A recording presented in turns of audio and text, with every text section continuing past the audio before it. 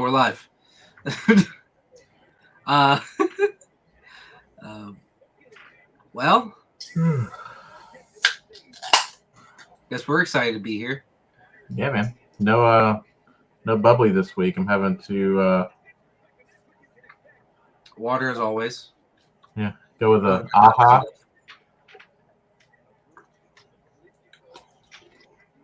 I had something the other week from Target. It was called Poppy. I didn't like it. No, is it like sparkling water or what was it? It was like a fruity soda. Huh. It's apparently supposed to be good for you. I can't do sodas, man. It's supposed to be like a fruity soda, like it's a vegan soda. Yeah. I don't know what a vegan soda is, but it doesn't taste good. Yeah, I've been off the soda for a while, so now soda just tastes really syrupy to me. I mean, I would never get off of soda. I like soda too much. I will have her drink more water. Yeah, and as long as you balance it out, man, you should be okay. I like my liver.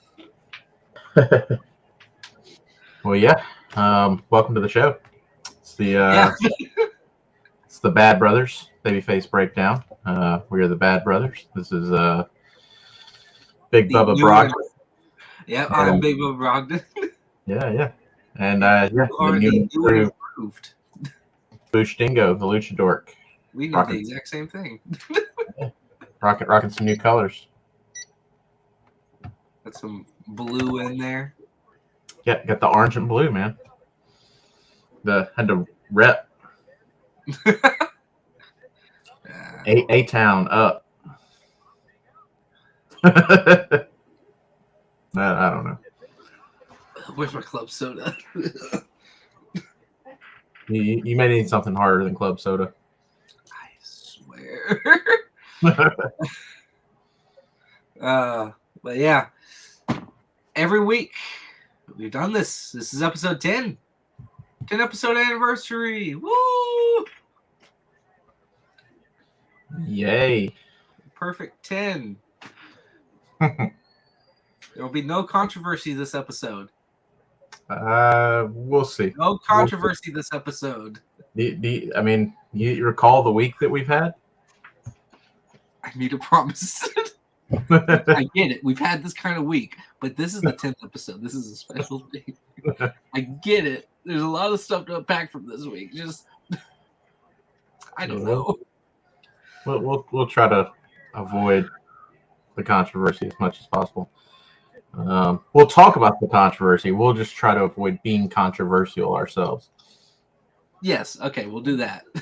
Yeah. Our opinion out the window. Yeah, man. Where you wanna start? I don't know. Where should we start? Raw? Sure. Didn't watch Raw. Didn't watch SmackDown. I caught some clips, caught some highlights, caught some news, but didn't watch either program myself. So I watched a little bit of Raw. I definitely watched SmackDown. My God, that was a show. There were good things in that show, and there were just laughable things from that show. But yeah, we'll start off with Raw. I guess I saw pretty interesting. Alexa Bliss seemed to kind of have like some mind control issues going on. Kind of snapped for a moment. Almost turned on Bianca Belair, put her in the Sister Abigail pose. He snapped out of it at the last minute, and I guess they're teasing some sort of affiliation with Bray Wyatt there. I don't know if it's going to be what people expect it to be in terms of her being part of his group, or if they're just kind of exploiting the history between the two. I think it might just be history, or it might just be correlation that she's feeling that spiritual presence that he's back, so it's coming back over her. Yeah, I mean, I hope that that's what it is. I lean more towards it being something of that nature. I think, you read online, everybody seems to think that, that was a giveaway that she's going to join his faction and Turn heel again. Yeah, I mean that's possible, sure. I don't think that that's the case, and I hope that's not the case. I think it would be more interesting if she fights it off. Yeah, and is able to kind of overcome that and stay kind of on her own path. But it's a good way, I think, of acknowledging the history, and instead of just kind of acting like that whole experiment never happened. Yeah. So yeah, that was one of the clips that I caught. I think it's pretty cool. That's really all I seem to recall from Raw. I think I caught another clip or two, but it's not really coming to me at the moment. I mean, I would have brought up some news about Bobby Lashley being fired, but Adam Pearce already spoiled into that, saying that Bobby Lashley wasn't fired. So there goes that. Yeah, I did see a clip of that. Now that you mention it, it did seem like a work to me. Didn't seem like they were officially like kicking him to the can. Unlike the NXT chick. We'll get to that. Yeah. Just laying the groundwork. Yeah, just hang on. We'll get to that. But yeah, I guess that's. I mean, what else happened on Raw? Anything of note? Nothing really. A few matches here and there, but it wasn't an A show this week. It was more of a B to C show. We had Judgment Day action. We had some OC action. We had Asuka. We had what was it? It wasn't Asuka. Was it? Yeah, it was. It was Rhea Ripley versus Asuka. Asuka without face paint. Yeah, I was about to say, wasn't this the Asuka without face paint? Not sure what to think of that. Maybe she's going to a New Japan gimmick. Yeah, I don't know. I like her better with the face paint. I like her better with the striped stuff, her NXT stuff. I like the kind of drippy, like mist face paint. I like that. I think that's pretty cool. But face paint aside, it when she removed the mask and wasn't wearing the face paint, I don't know. Her expression on her face just seemed like she wasn't that expressive or that into it. I don't know if you picked up on that, but maybe she was turning dark. Yeah, I mean that was kind of my big takeaway from that, more so than the fact that she wasn't wearing makeup. It just she seemed like she was just kind of phoning it in. I don't know if that was intentional. I don't know if that's part of what's kind of coming down the pipes for her. But yeah, she didn't seem to be really as energetic and as expressive as into it. Yeah.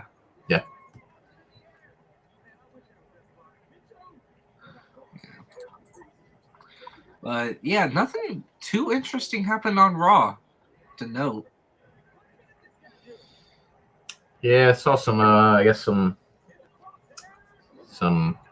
controversy, some just kind of behind the scenes news stuff. I think Mia Yim took some sort of weird picture with Austin Theory, and a bunch of fans jumped her case for it on Twitter, so she deleted her entire Twitter account. That was it was kind of an odd photo, kind of an odd thing to do, but being married to Keith Lee. Yeah, but at the same time, I mean that's their business. If Keith Lee, has a problem. Post something on Twitter, know that there will be some people that there's a right audience and a wrong audience for a certain thing. Yeah. Well, I mean the internet, no matter where you're at, but especially Twitter, seems to be always just clamoring for something to be upset about. So that, or something to make fun of, or to troll, or Yeah. I mean, it's just the nature of the internet, I suppose. Yeah, there was that. That was I don't know, popped off for a day or so, and then I don't know. I think deleting her whole Twitter account over it was a bit of an overreaction too. You can, just not log on to Twitter. Like, or you could just block users. Yeah, I mean that's a little more work than just not logging on. So I could see like, oh, I don't want to, have to go through the trouble of blocking all these people individually. But like I said, just don't, maybe take a week off social media. Lay low for a week. Yeah. See how you feel, later on. Yeah, I get that. Which, sure, it could be seen as an overreaction, but also, but away from Raw, nothing else happened. There was some stuff that happened on NXT. Yeah, so I did watch NXT. I guess controversy aside, I will tell you, I know this wasn't last week. It was a deadline, but Fire and Dawn. Did you go back and check that match out? I went back and watched the match. Yes, it was good. I didn't watch it because I didn't feel like watching it, but yeah, I need a bathroom break, and I felt like I could use it now. I guess I shouldn't have. Yeah, I mean, like I said, understandable position. I really didn't have high expectations for it going into the match, but I watched it again. I watched that whole event over again, and I think that was probably my match of the night, man. It was pretty solid ring work, pretty good storytelling. I like the kind of getting the referee involved, and having him kind of choke up the black ooze stuff. That reminds me a lot of the Papa Shango Ultimate Warrior feud back in the day. Whenever Ultimate Warrior had the black stuff dripping from his head because Papa Shango put a curse on him. Mm-hmm. Yeah, so it was. I enjoyed that, man. Pretty solid match. But yeah, I just wanted to mention that again, just for you and anyone else that may have skipped that match. Definitely worth going back and taking another look at. As far as this week on NXT, just nothing super awesome, but scripts kind of updated his attire. Thank God. It's better. It's still better. Yeah, it still could use a little tweaking, maybe. Like the mask. I do like some aspects of the mask. I kind of took away like the little Party City foamy strips away from it, but I do like that little curve. Yeah. The mask definitely an improvement. Everything was an improvement, and I think I still don't get the colors. Yeah, the colors. The colors I could maybe tweak. Maybe a red and black as opposed to the orange and black. The orange and black just, I don't know.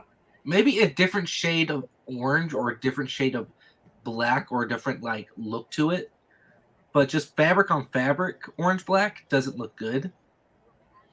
No, it reminds me of Spirit Halloween and like Halloween jack-o'-lanterns and stuff. I don't know. It just maybe do that tire in the month of October, but the rest of the year kind of go with a different color scheme. Yeah. But still an improvement, and seeing that they've kind of tweaked the attire tells me that they're open to possibly tweaking it some more, so it could get better. I don't know how much of that was just kind of reading.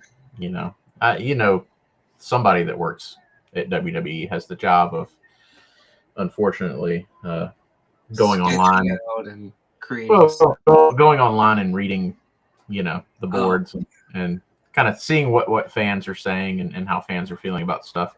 I'm sure that's a position there. Yeah, that person must be like, another day. Yeah, suicidal maybe. But yeah, it's a step in the right direction. So, and yeah, I guess the only other thing for me that was really worth noting was we've got a new NXT Women's Champion. Yeah, and I don't think anybody really expected that. I think we could all see it coming fairly soon, but I don't think anybody expected it to come. maybe at New Year's Evil, but not on the show after. I mean, Yeah, and I it's not think like a Money in the Bank contract you can cash in wherever you want. well, obviously, this is a case of real world circumstances altering the trajectory of a storyline. So, for anybody who doesn't know, which I'm sure everyone knows at this point, Mandy Rose was the women's champion. She had been champion for 413 days, which is pretty impressive. Almost a third. I think she was the third longest reigning. Yeah, I mean that's impressive, especially for somebody that's very, very average in the ring. I don't really see Mandy Rose as like some phenomenal ring worker. Her finishing move's not that good. I mean, it's not terrible, but not that good. Like I said, average. She's average. The Toxic Attraction faction. That was good. Yeah, that's a pretty good stable, pretty good faction there. So I think she benefited from that. She had kind of a good look in the sense of she was kind of a throwback to me to like the old divas, and your Bellas and your Trish Stratuses and Definitely like the Trish Stratus. Yeah, so I mean I but so she was running a website where she was posting some pretty inappropriate material. Somebody at WWE, I think it was a trainer from what I read, and I'm sure this person was probably a subscriber. Things got a little more racy than they probably were, comfortable with. So ratted her out. WWE found out about it. I believe there was a breach of contract issue. Being that you're on a PG show that is effectively a family show, and there are dolls or action figures, as we like to call them, in the kids section at Walmart with your likeness, probably not a good idea to be posting the kind of things that she was posting. So yeah, they kind of switched up the plan there and went ahead and had Mandy drop the title and fired her. She is gone. Yeah, and this would probably be the one controversy I do want to put my opinion on, because I've seen a lot of comments from other people that have been saying, well, how about all the other days where these divas and women did Playboys while they were in WWE? That was a different time. Well, not only was it a different time, that was that was something that WWE had given their approval to. Obviously, WWE did not give their approval to the content that she was posting online, especially, being that they're not profiting off of it. There's no benefit from that. I guess in a sense, when back in the day when you looked at somebody like Tori doing Playboy, it's there may not be a direct profit from that for WWE, but indirectly, that's going to get exposure to people who might not normally watch WWE. They might become a fan of that person and decide to start watching WWE. So there's incentive there for WWE to kind of allow something like that to go down. Of course, that was a different time, and they would never do anything like that today. But yeah, and I see a lot of comparisons to Paige online, which is way off base. Yeah, we all know. Yeah. Well, I mean, for anyone who doesn't know, Paige years ago when she was under contract had some racy videos material out onto the internet. The difference. Woods. Yeah. Is it Brad Maddox? Yeah, that too. Yeah. Them three. But we won't get into details there. But yeah, that was a bit different. The Page situation was personal videos and pictures that she had taken that were hacked off of her phone, and somebody posted to the internet without her approval. That is a very different situation than the manual. Non-consensual. Right. Not for profit, non-consensual. I mean, that's an issue of theft. So yeah, very different. I don't really get the comparisons there. Yeah, and again, I mean, the stuff that Mandy was posting, we're not talking PG-13. We're not talking R. We're talking some pretty explicit stuff. So yeah. And then people talk about, well, it's her private life. She can do what she wants. It's her person. She's representing a company. Right. She's the champion of a company. Yeah, and I mean, the argument too of it was her private life when she's filming all of this stuff, taking these pictures and making them public. It's a weird kind of thing to balance. Is it private or is it public? But yeah, ultimately it's not a good look. So be interesting to see kind of what happens with her from here. She reportedly, I don't know, I haven't seen any like actual numbers, but reportedly she was making more money doing her personal business than she was from her WWE contract. I don't know how much I believe that. I don't know, man. There are some losers out there with money to burn, so maybe. But and if that's the case, I mean, I think WWE, you could possibly make the argument that WWE might need to adjust their pay scale. That's something that I think a lot of people, wrestlers included. I don't know how true that is because she's a champion, NXT Women's Champion, one of the longest running ones, a part of a faction, and with action, she should be making way more than she would have done posting videos or pictures or whatever she was doing. Well, I mean, again, I'm no expert on the topic, and I don't know how much you know about it, but the OnlyFans business is booming right now. Which is weird because OnlyFans had taken down the whole, that aspect of their app.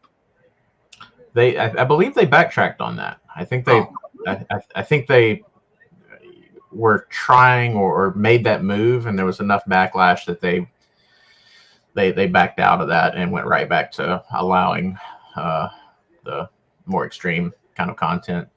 But I've seen reports and numbers that are really unbelievable in terms of how much some of these people are bringing in per month, especially annually. I mean, we're talking millions of dollars. So, guess whoever pays the rent. Yeah, and it's a sick, sad, weird world, man, where people will, I guess, pay that kind of money for that kind of content. Yeah. No offense, to any creeps and weirdos out there who are into that sort of stuff, but hey, we were all teenagers once. I guess you just keep living in that world. Yeah, I mean millions of dollars. I don't know that we're talking teenagers here. We're just talking maybe desk job people that live in their car and have to. I'm not going to go into detail. I'll go way too deep into this rabbit hole. Yeah, I mean, I We're getting genuinely, too controversial. Wait. yeah, we're not even a half hour in. Yeah, I mean, I genuinely don't know who these people are that are forking over this kind of cash for that stuff. Might be Andrew Tate. I hear that name, but I'm not sure who that is. All right. So, do we have anything for AEW news? Well, I was going to say too, the new women's champion is Roxanne, and we talked about her a little bit. She was the winner of the Iron Survivor competition that they just had. Knew that WWE was big on her, but didn't expect her to be champ so soon. But good for her. She's good.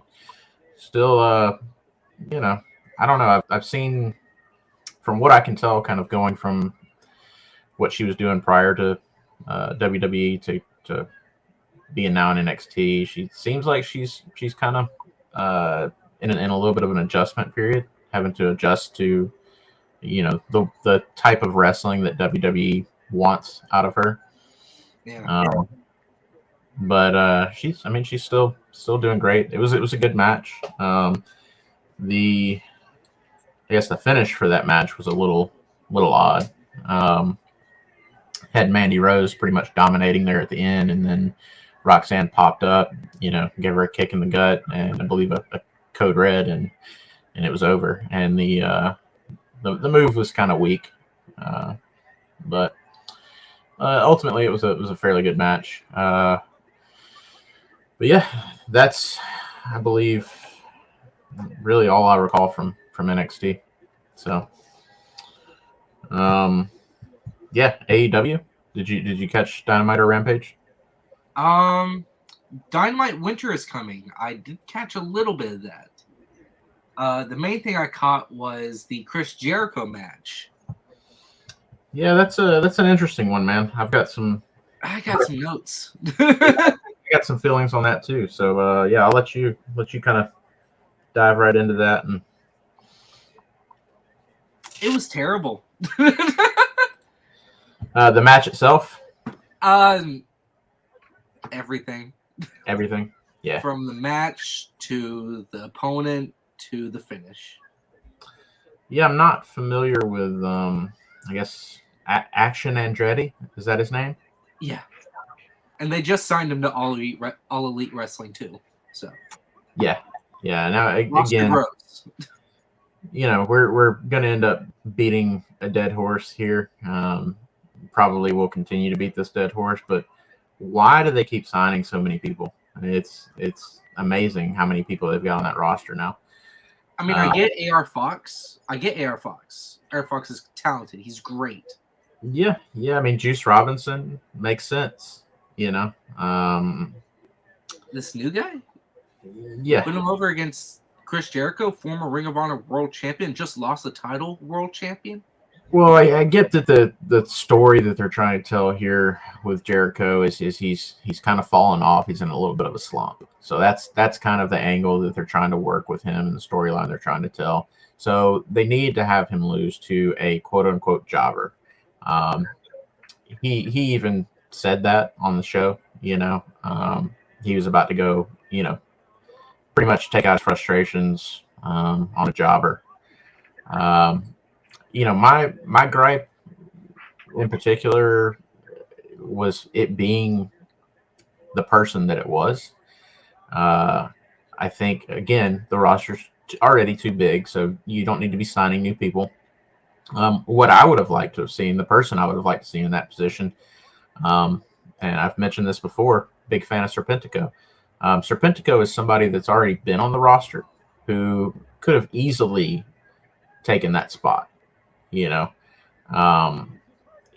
been pretty much a jobber the entire time he's worked for AEW. So I mean, a loss to him from Jericho would have had the same effect. At the same time, it would have worked to build Serpentico, somebody who's already on your roster, instead of trying to completely build this or build this, completely new talent. So yeah, that would be kind of my gripe to it. I'm not crazy about this particular angle or storyline they're going with Jericho. Obviously, being a big Jericho fan, I'd rather him, kind of rather him be over than than to have to deal with this losing streak slump, storyline that we're about to have to sit through with him. But if we're losing his track and going off the Jericho Appreciation Society.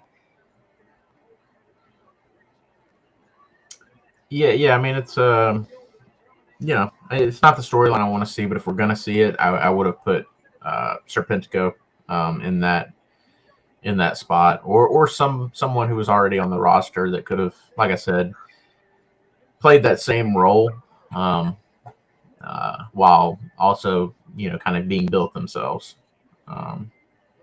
Instead I can look at the roster right now and pick out a Dark Order member.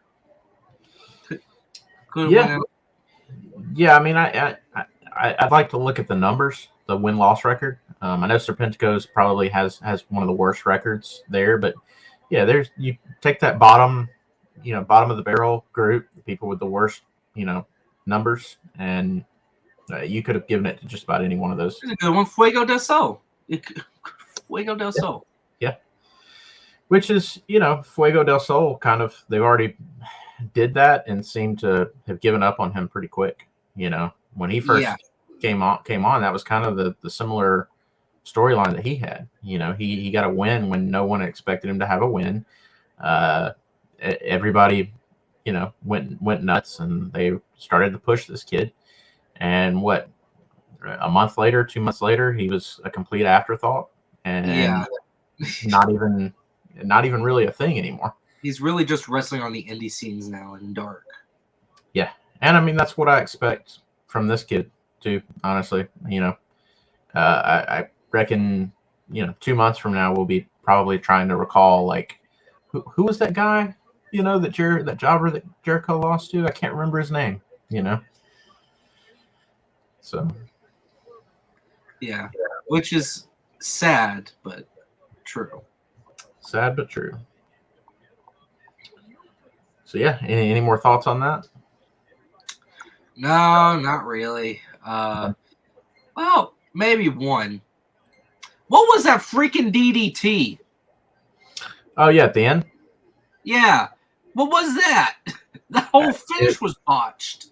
Yeah, it was bad. It was bad. Like you said, just terrible all around, man. And that would have been another thing too if it had at least been an entertaining match. If it had at least been an awesome match. I mean, the guy seemed mostly capable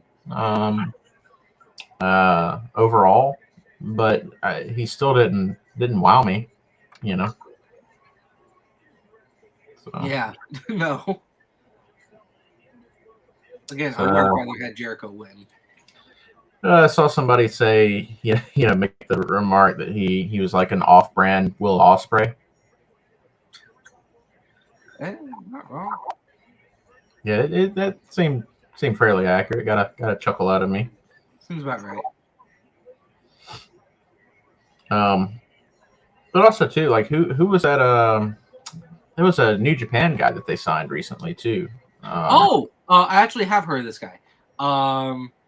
What's his name? Starts with an I. God. Does it start with an I?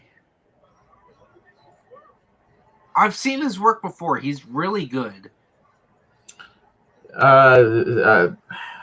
Takashita? That's something like that? I guess. I feel so bad. I'm ready to praise him, but I don't even know his name. Yeah, the guy that I'm referring to, it's Konosuke Takeshita. So Takeshita. Yep. Yeah, I wasn't quite sure how to pronounce his first name, but yeah, Takeshita. That would have been again, somebody that they signed, fairly recently, who they seem to be big on at first. And what's he done? Where's he at? What are they doing with him? I mean, they've done a lot of dark matches with him, and he's had a lot of Dynamite and a lot of Rampage appearances. He's fought Moxley a lot. Yeah, I mean, nothing jumps out at me. I don't know that I would say he's had a lot of Dynamite and Rampage exposure, because when does he come onto the scene? When did he start coming onto the scene? I mean, it's fairly recent, but I struggle to remember really much about the guy. I could barely even remember his name. He's already had 20 matches. Yeah, most of them dark, I'm sure. Yeah. But he's had 20 matches. I believe the record for him right now is sitting at 13-7. Okay. Well, I mean, either way, I mean, to my point, like, that would have been, a good guy to put in that spot, who could have benefited from getting that win over Jericho, and had the same effect of, can't believe Jericho lost to this guy. Yeah. But they put so much emphasis on Jericho being, at his prime, and having his best year ever, and being the Ocho and the greatest Ring of Honor champion. And, he loses to Claudio Castagnoli, and that's fine. But, this new guy, it really, like, the win over Jericho really puts him on par with, Jericho and Claudio Castagnoli, really. I don't know. Maybe I don't know anything about the kid, so maybe I'm really wrong, and he's awesome, but I didn't see it in that. I've seen his work before. He does really good work. He's apparently a really nice guy too. Yeah, well, I mean, I'm not hanging out with the guy. I'm watching him wrestle, so yeah, I don't particularly care how nice he is. Sometimes that's a factor for me. If I'm going to cheer him on, I gotta know if he's like a bastard in real life or not. Yeah, I mean, it depends on how big of a bastard we're talking about, but honestly, I don't really so much care. I'm pretty able to separate, the personal from the wrestling, as long as they're not, mixing the two things. I mean, I still watch Benoit matches, so I don't know if he can still watch Benoit wrestle and root for him and enjoy what he does, then, I think I've seen very few Benoit matches. Say it again. I've seen very few Benoit matches, not a lot. Really? Yeah. That's it's a crying shame. Mainly because of what happened, but also, I mean, I like the whole crossface. I do a lot of crossfaces in wrestling, so I love his finishing move. Just I can't get behind the guy. Well, I mean, he's, controversy aside, and it's like CM Punk. Well, I mean, CM Punk's a bit different, because he does kind of bring his personal into the wrestling world, which is what I struggle with, like I said, the Benoit is one of the greatest wrestlers of all time. I don't think you'll find too many wrestling fans who are honest with themselves and willing to, kind of set aside whatever flack they might catch because of the controversy there. But like most people, I think would agree with that. And yeah, I mean, got a controversial comment from John there, saying Benoit didn't kill anyone. Spend a little time on the internet, and you will come across plenty of conspiracy theories that he didn't kill anyone or himself. So, and I mean, I honestly don't know what I believe about it. I wasn't there. I didn't investigate the case. I didn't I have no involvement, so it's really hard for me to say one way or the other. I'm open, I'm a conspiracy guy, so I'm open to the idea. Um, but regardless, like I said, point being, especially if we go back and look at old wrestlers. I mean, British Bulldog, Dynamite Kid, Macho Man Randy Savage. I mean, the list goes on and on and on as far as those old school wrestlers who uh, did not seem to be the best people, and did some pretty questionable things in their personal lives. So I don't know. One of them. Yeah, I mean, if that were my metric as far as being able to like enjoy wrestlers, and enjoy the matches and the wrestling, I don't think I could be really a fan. I mean, maybe I could be a fan of the modern stuff, but even that we saw that outing movement a couple years back where tons of wrestlers, current wrestlers got outed for being really, really shady people doing really shady things. Many of them, majority of them, I think, have pretty much been blackballed from the industry and have not recovered from it. Some of them, I don't mind naming a few names, but people like Joey Ryan, that guy can't even hold a regular job. He was working, I think, at Disney World recently, and some fans spotted him there and reported him to the the Disney staff there, and he got fired from that job. So it's some of these guys like can't even find regular work, because they've just ruined themselves, ruined their reputation, so much. So again, I don't know. It probably depends on, I guess, how much of that intertwines, with the actual wrestling, whether or not I'm able to kind of separate the two. And I do a pretty good job of not following a lot of wrestlers on social media. I think that helps as well.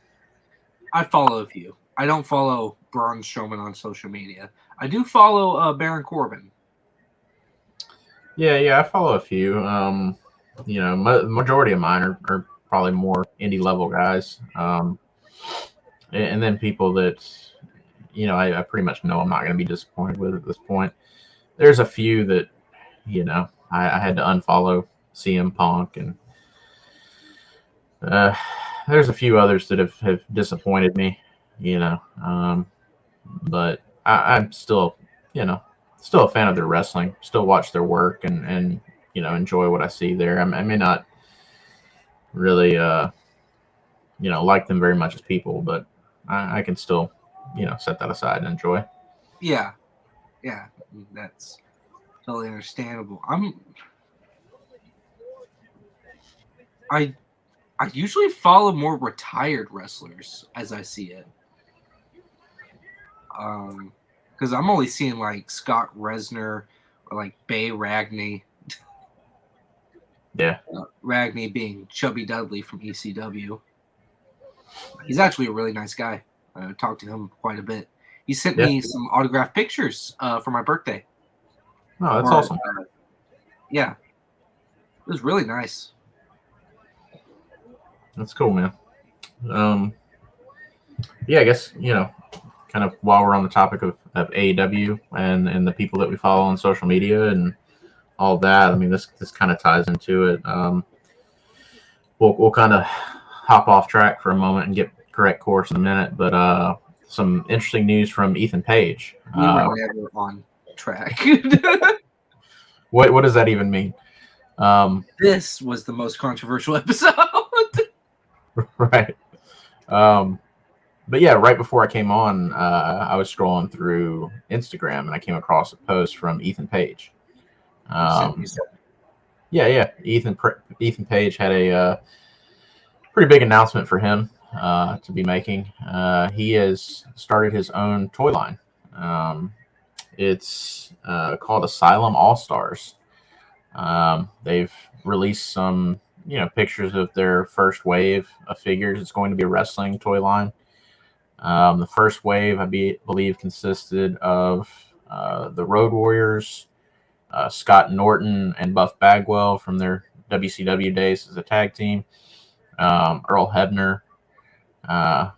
So yeah, I mean, that's pretty cool, man. Congrats to Ethan Page for that. I know he's probably really, really stoked for that. He's a big toy guy. He seemed stoked about it. So glad to have another toy line out. Gives us some more options. I think there's been some Road Warriors figures made. Of course, those tend to be a little bit scarce. A little bit pricey if you want to grab some of those. I don't recall seeing many Scott Norton and Buff Bagwell figures. I know Bagwell. I think he had maybe a Jax or two back in the day. But that's pretty cool that there's a new option there if you want to get that Buff Bagwell or Scott Norton. I mean, I'm looking over here at my wall of in the box old figures. I got some Jack specific Road Warriors still in the box. Yeah, I've got a few of the old ones, but I think the elites of the Road Warriors, Legion of Doom. Oh yeah, those are pretty hard to find, and when you do find them, they're pretty expensive. So yeah, and the nasties, those are hard to find for the elites and the just. I have one. I want to get the other one, but I don't have. Yeah, I've got a set of Nasty Boys elites. I actually got them both. I don't remember where I got them or when I got them, but I got them pretty cheap, brand new. So that was a good find. I like the Nasty Boys. I'm not huge on them, but I like them. So finding those for a pretty big discount, I had to go ahead and snag them and add them to the collection. Yeah. But yeah, I don't know. Like I said, I just saw that news right before it came on. So I guess you could follow Ethan Page on social media to learn more about that and keep up with what's going on there. I'm assuming they'll probably have their own social media account if they don't already. But yeah, Asylum All Stars. So and Ethan Page, is a guy that I follow, online that I enjoy. I enjoy his posts. He's never really too deep, too heavy. He's mostly just having fun and collecting some toys. So yeah. But yeah, I guess getting back to Dynamite. I thought of something earlier. You know what would be funny? So Chris Jericho taking off his Steam. Instead of on a jobber, it was on -1. -1's first match, and he wins against Chris Jericho. That.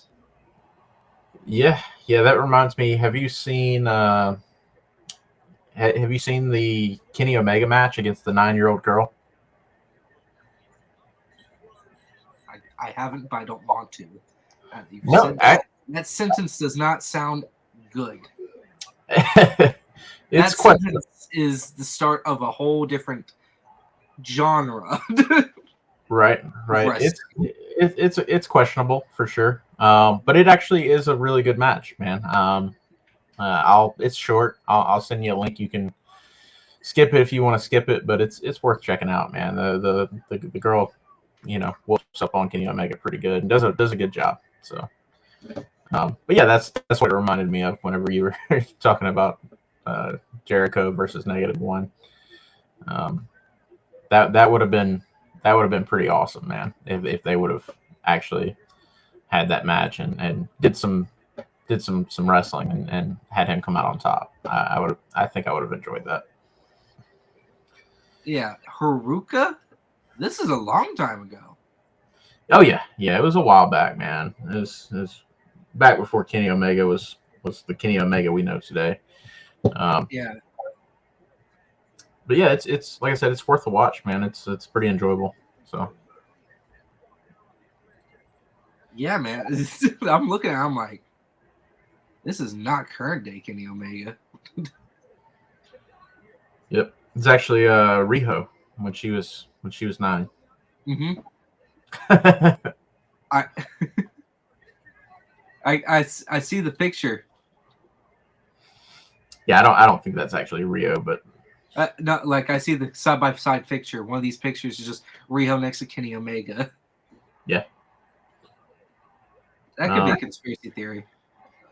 right. No, I've actually, I've come across people online claiming that girl is actually Rio, especially whenever Rio got signed to AEW.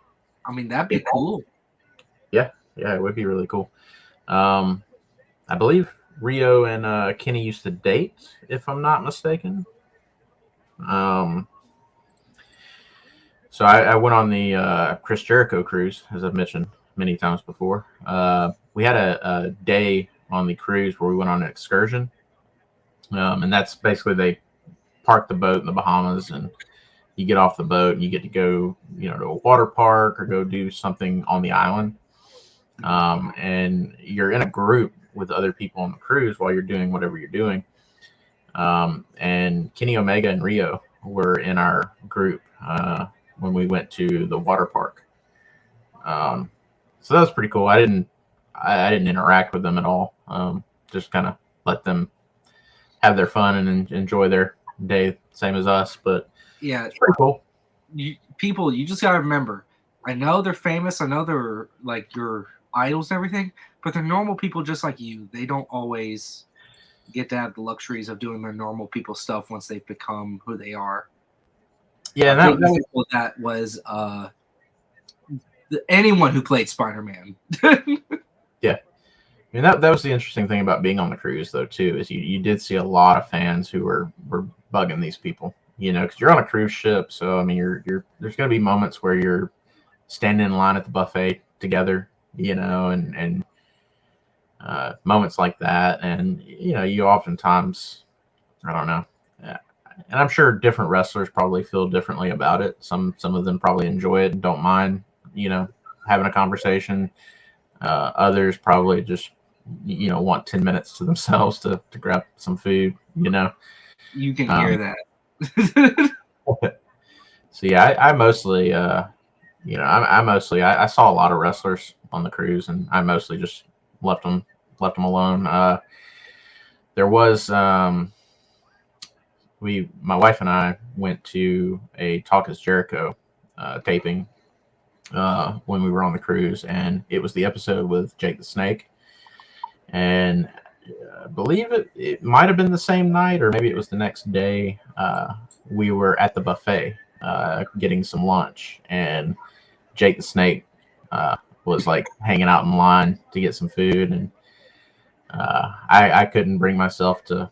I was a little awestruck, a little starstruck, man, and couldn't really bring myself to go talk to him. And my wife had no problem, she just walked right up and said, "Hey, we enjoyed listening to you talk." Kind of kept it brief, didn't really hassle him, but he seemed perfectly nice, man. I kind of regret not saying hello myself, but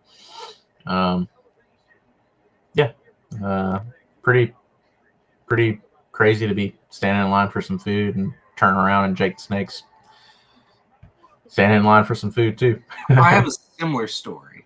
Yeah. In Florida.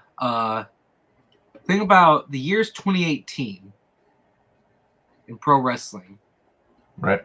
I'm just started watching it back. It's about a year since after I got a WWE title replica. So, and this is also during the time where Lars Sullivan was in NXT. Right. So, I don't have the picture anymore. I have one of the pictures from one of the others. But we were at Brazilian Steakhouse in Florida. I forget where. I don't know if it was Orlando or not Orlando, but it was in Florida. And so we were out. Mom and Dad were having dinner with a friend. We were just there tagging along, having Brazilian Steakhouse. And out of the corner of my eye, I just see this giant man, this giant bald guy with a very triangular beard, and his friend walk in. And I look at the bar over by the salad bar. I'm like, that's Lars Sullivan. I was like, that's Lars Sullivan. Oh my god. And so later on, we got Dad introduced us to him. We got a picture with him. It's such a big guy. This was before the whole controversy of him coming out and doing all that stuff was a thing. Right. And so we got a picture with him. I don't have it anymore. I do have a picture with who he was with. He was with a 2018 Elias. Oh, nice. So if I can. So that's Elias with me and my brother. Can't really make it out, but wait, hold on. There you go. Tilt it a little bit. Other way. There you go. Cool. So that's Elias. Awesome. So I still have that picture. And what was Elias doing at the time? Was he doing anything? He was on Raw. He was in a feud with, I want to say, Seth Rollins. He was in a feud with someone for the Intercontinental title. Yeah. And cool, so man. I remember because I was like, you should win the NXT title. You should win it. I remember that day. And Lars was all happy. He's like, thanks, man. I guess he doesn't get a few fans all the time. I remember Elias and taking a picture with Elias, mainly because it wasn't like maybe 10 minutes to 20 minutes before they had come in.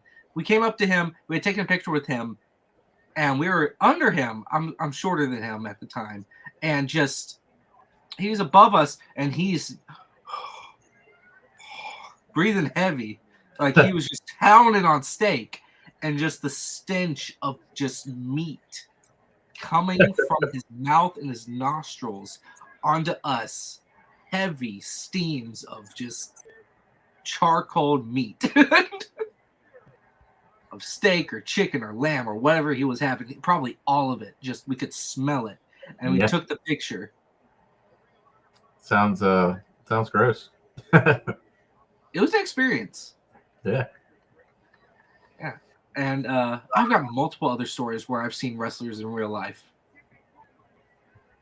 Just randomly like that? Yeah, there was one time at Buc-ee's, Dexter Loomis. Yeah. Got to see Dexter Loomis. My dad actually said something to Loomis, which he talked. This was before the whole talking thing. I never got to talk to him. I never got to introduce myself. I was a little scared of him. He's actually very intimidating in real life. Yeah. Seems like he would be. Yeah. So I got to see that. My sister met Zack Ryder and Dolph Ziggler one night at Cracker Barrel, waiting their table.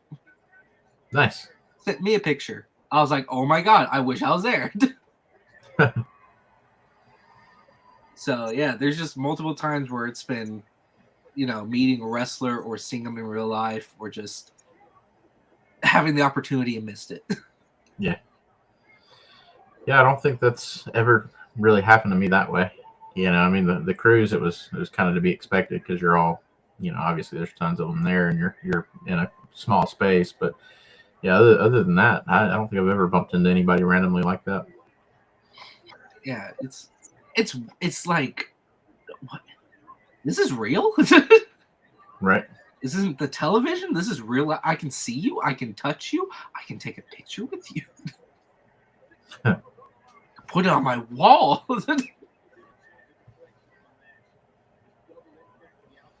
Pretty cool, man. Yeah. We've gone so off topic. Yeah. I guess the rest of Dynamite had the Death Triangle and the Elite going at it again. And Death Triangle coming on top. Yeah, I mean, still fairly entertaining. I will say this is probably the least entertaining of their matches so far, but I still enjoyed it. It is, kind of wearing on me though. Like I'm a little bit ready for that to go ahead and kind of wrap up. Just end, yeah. And yes, John, yeah, it was the Cracker Barrel in Opelika. Wow, random. So yeah, it was kind of funny. I guess after the match, you had Pentagon use the hammer again to win, and Kenny Omega cut a promo on him and was remarked that he was tired of playing by their rules. So the next match would be a DQ. no DQ match with, which is precisely playing by their rules. Is it not? What could go wrong? Yeah. But yeah, so the next one will be no DQ. I think they've already announced that the last, and if it makes it to 7, it'll be a ladder match. Maybe. Yeah, I think so. I don't know. Some people were complaining that that's a giveaway, that there's going to be a 7th match. I don't think that's necessarily true. You can have a projected kind of plan for, match 5 will be this kind of match, 6 will be this kind of match, 7. It doesn't necessarily mean that you're going to make it, to a 7th match. But either way, I mean, whatever. I do like them kind of, I'm like I just mentioned, I'm just at the point of where it's starting to get kind of old and stale. So I think, let's make the next one no DQ, and then let's make this one a ladder match. I think that adds something new to the table, which could keep it a little bit more fresh and keep it from getting as stale as quickly. Yeah. So, yeah, House of Black, man, made their return and dominated the Factory, which right. I don't really understand. I thought, with kind of the House of Black hitting the reset button, taking a little minute off and coming back. I really thought AEW was gonna get behind them and bump them up and give them a push. I mean, they really should be. I mean, they should be going after the Acclaimed. They should be going after FTR. They should be going after the Elite and the Death Triangle. But yeah, they have declared war on AEW by taking out the Factory. Factory, the same guys that turned on the Nightmare Family? Yeah. The question mark? I don't understand. I really don't understand what the point. The guys that turned their back on AEW, they're going after those guys. Show AEW. Yeah, and I don't know who said it on commentary, but one of them, made that remark of, the House of Black is declared war on AEW, while they were just destroying the Factory. And it's, like I said, I don't get it. I don't get why I should care. I don't get why anyone should care. That's not. It seems very beneath the House of Black guys. Like I said, they should be taking out the top teams. They should be at the top. They should be the ones like getting a little involved in the best of 7 match at some point. Yeah, I was about to say if it were me, I would have not had House of Black in a match after the trios match with the Elite and Death Triangle. I would have just had House of Black come out and attack one side, one faction, give you that moment of like, what's going on here? Are they working together? And then just attack the other side and just attack all of them and just beat them all down, leave them laying bloody. And then that gives you somewhere to go with that best of 7. Now in the next encounter, you've got to worry about House of Black interfering, especially if it's a no DQ match. Yeah, I was going to say that bring the no DQ element into it. Yeah, and you could either have House of Black get involved in that no DQ match or not. It doesn't really matter. It doesn't have to happen. But with it being a no DQ match, you've got that kind of hanging over it, the whole time. And it gives you, somewhere to go once this best of 7 is over. Obviously, if we just watch 7 matches of the Elite versus Death Triangle, I think that should kind of end their program, right? Like we should move on and have the Elite go up against somebody else and Death Triangle go up against somebody else. So and honestly, I would prefer, to see the Elite versus House of Black. I think that would have been an interesting way to go with that. So yeah, man, I don't know what to think about the House of Black stuff and how they're being handled. I thought things would be different, and maybe we'll get there. But I would have just jumped right in. So.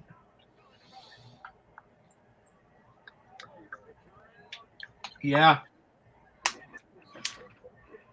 I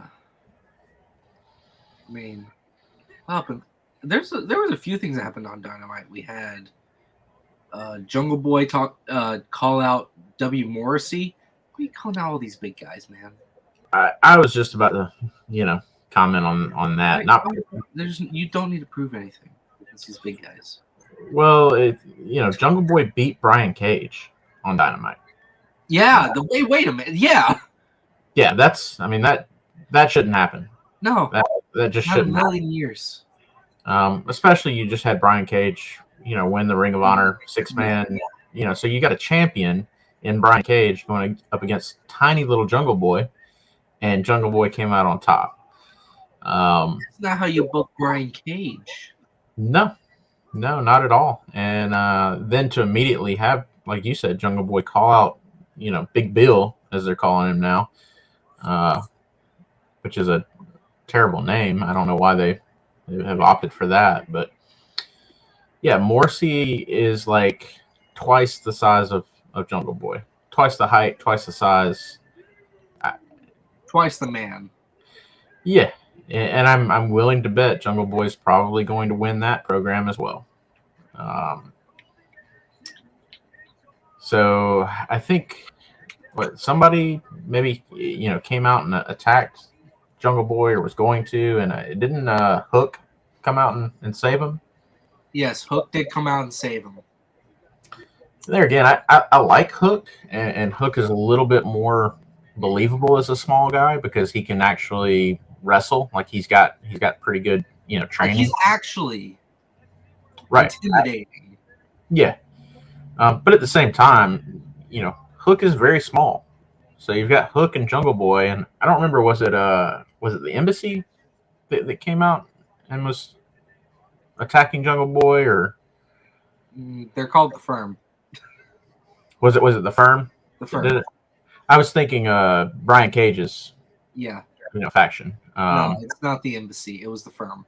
It was the Firm. There's two members of the Firm. It was Lee Moriarty, and it was Big Bill. Okay, yeah, that's right. Because Stokely was out there kind of egging it on. Yeah. But yeah, again, I mean, you take Lee Moriarty and Morrissey and put them up against Jungle Boy and Hook, and yeah, it just doesn't. Jungle Boy and Hook don't really stack up against those two, but Hook's presence managed to kind of get the Firm to tuck their tails and run. So again, that's all like not very good booking in my view. No. I like Hook. Not a huge fan of Jungle Boy.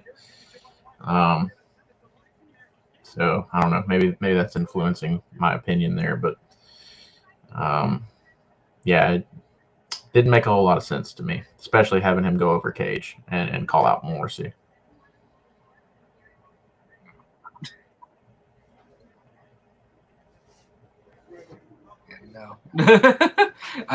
No. Big no.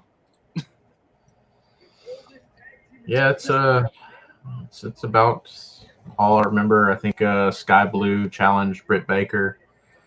You're forgetting the main event. I don't recall, man. I don't recall. MJF versus Ricky Starks. Oh yeah. Dynamite Diamond Ring and AEW title on the line. Yep. I don't know why I'm spacing on that.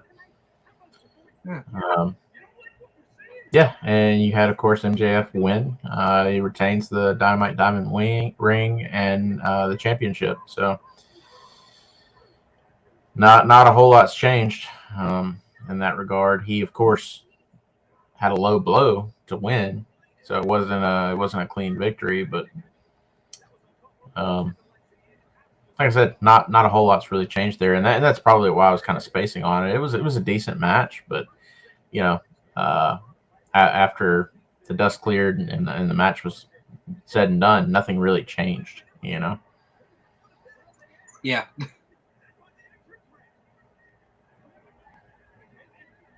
But yeah, nothing. Well, Bryan Danielson and all that. Yeah, Bryan Danielson chased off MJF, so they might be, setting something up between those two. Bryan Danielson is not going to be the one to take it off MJF. I'd be very surprised if they did that. I feel like it's going to be someone else, someone that's going to get a big push. I feel like it's going to be Wardlow. It should be, probably. They should let MJF kind of hang on to it for a little bit, especially with all the flip-flopping it's done recently. But yeah, have the Wardlow stuff kind of come back to bite him in the end. Like maybe Wardlow wins the Battle Royal. Yeah. Wins like a casino Battle Royal. Comes out as maybe one of the first and just decimates the field. We get a very surprise Joker entrant and then just...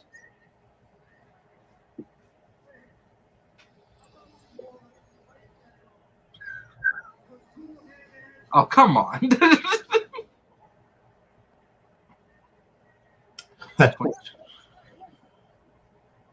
Yeah. I oftentimes think I could do their job better than them. Yeah, John says it's 2022. Most wrestling isn't written with common sense. I think you guys should apply. Yeah, I could. I know for a fact I could write some better storylines and book better than some of this stuff we're seeing from these big companies. Yeah. One of the main things, make sure you know who your world champion is. Yeah. If you're a writer, make sure you know the name of your world champion that you're writing for. Yeah. We had that happen with the whole Bobby Lashley situation where the writer, Bobby Ashley, really? One letter off. I suppose it could have been a typo. Yeah. But, again, I mean, you're in that position. You shouldn't be having typos. Writers for wrestling companies should know what wrestling is and should know what would be good for the match or the story. Yep. Well, bring people in. That one company doesn't like to use the term wrestling, so I genuinely don't know, if some of those guys know what that is. Are we talking about banned words here now? Yep. We're so off topic. It's not even funny. I did notice last week's episode of NXT, or maybe it was Deadline. They name dropped Ring of Honor. The commentary team did during the Roxanne match. So that's another recent instance, of WWE commentators mentioning another wrestling company that I never thought they would mention on air. So New Japan, and you got Ring of Honor. Yep. I didn't watch Rampage. Did you catch any Rampage? I did. I caught one of the last matches of Rampage. Yeah. What was the 4v4. What was that? That was a 4v4 match between Best Friends and Best Friends with Orange Cassidy and Dustin Rhodes, or Gold Dust. I'll call him Gold Dust. You call Bryan Danielson, Daniel Bryan all you want. I'll call Dustin Rhodes Gold Dust. No, you won't get any complaints out of me from that. Yeah. Just don't call him Seven. Then we'll have an issue. Versus Butcher and Blade, Trent Seven, and Kip Sapien.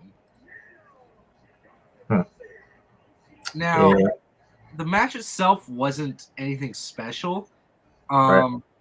I do gotta say though, another very weird thing at the end of the match, Kip Sapien turning on Trent Seven already.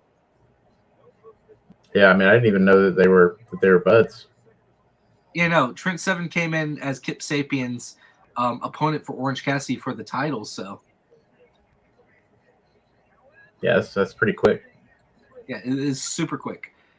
And the fact that Trent Seven's already 0 for 2 in AEW. Yeah, I mean, again, can't really explain that booking there. I can't either. Look, we just brought in this new awesome talent, and then make him lose. Yep. So yeah, guess there's a little bit of Impact, a couple episodes to kind of go over there. Not a lot because it's Impact, but there was a vignette with Diener, Violent by Design, that I really enjoyed. Him basically kind of taking up the mantle as leader, and I think Big Con had a match right after the vignette. Match was okay, but the vignette was pretty cool. So I'm stoked on Violent by Design. Kind of carrying on without Eric Young. I think it's probably still going to work just as well without him being there. Yeah. It was I guess setting up. I guess they're going to go after Sami Callihan. But yeah, Mike Bailey, Speedball Mike Bailey, and Josh Alexander had a match that was pretty long, and that was probably my only real complaint with the match. It was a bit long, but it was really good. I enjoyed it. I thought they did well, put on a good match. Very, Mike Bailey has more of a kind of aerial and martial arts background. Josh Alexander having more of the traditional like amateur wrestling background. It was a good kind of mashup of styles. But yeah, I think it went on for a while. I probably should have looked at how long it was, because I think they could have shaved a little bit of time off of it to make it a bit more enjoyable. Because that was really my only complaint. It just went on a little too long.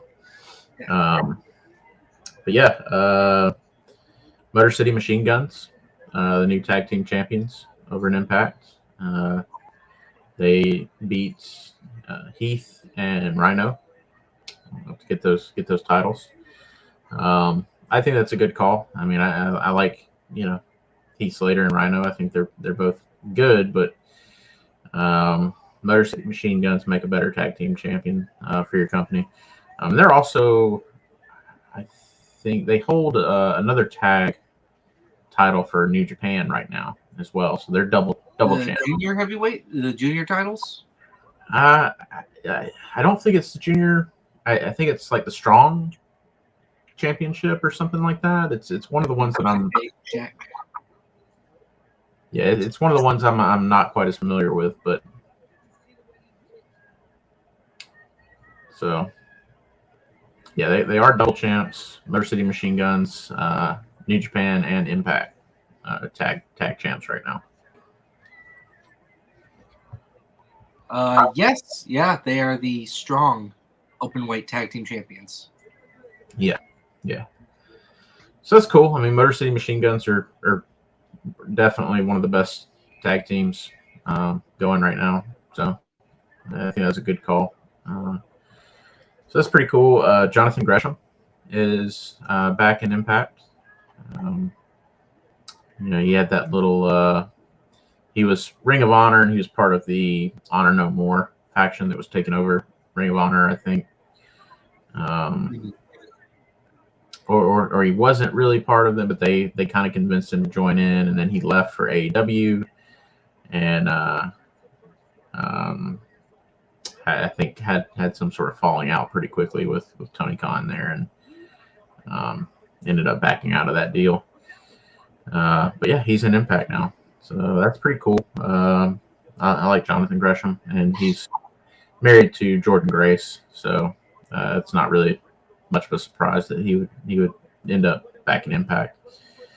Probably one of the more interesting developments there. I'm not sure if you're familiar with a wrestler named Delirious. You familiar with this guy? Delirious. Yeah. He's a former Ring of Honor guy. He wears a mask. He's weird. He's odd. He's definitely a bit of an He's odd. weird. He's an odd character, man. He speaks in like Japanese or gibberish. I'm not really sure which. I can't tell the difference. But that I get that reference. yeah. But yeah, he's pretty awesome, man. I haven't seen him wrestle in a few years. I kind of forgot about him. I used to like him, a good bit back in the day, watching him in Ring of Honor. So he's popped up over in Impact. So he's, I believe, going after Eddie Edwards. I think they've set up a match between the two. Yeah. So that'll be cool, man. I hope Delirious sticks around.